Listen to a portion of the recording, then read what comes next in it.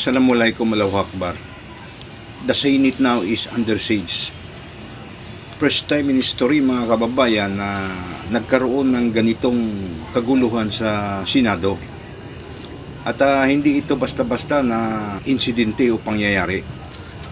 Dahil the Senate of the Philippines ito. Wala akong ibang makitang dahilan dito kundi ito talagang pagpapahuli ni Senator Bato. Kasi nagpalabas ng video si Senator Amy mga kababayan na nakatanggap umano siya ng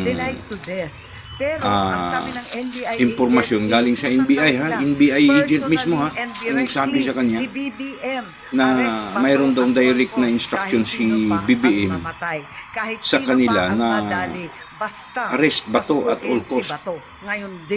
Kahit sino ang madali, kahit sino ang mamamatay.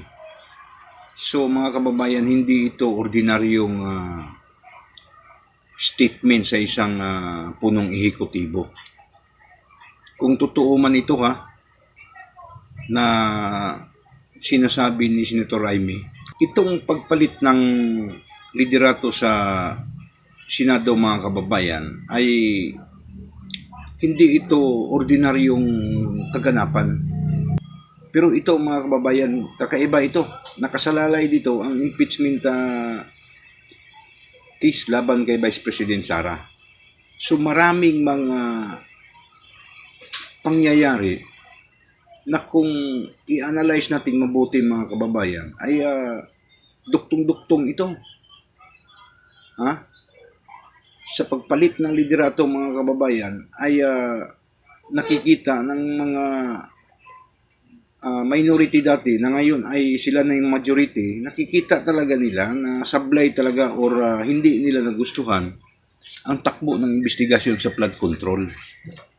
Isa talaga yun sa dahilan kung bakit nagkakaroon ng pagpalit ng liderato.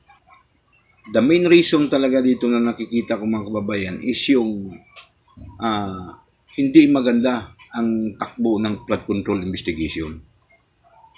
At siguro naman ay marami din tayong mga kababayan na ang kanilang pananaw ay ganun din na dinuduktong din dito sa impeachment case laban kay Vice President Sara. Ang kita na dito na si Senator Ping Lacson at saka itong si Senator Soto, ibang mga senador na talagang mayroon talaga silang pinagtatakpan.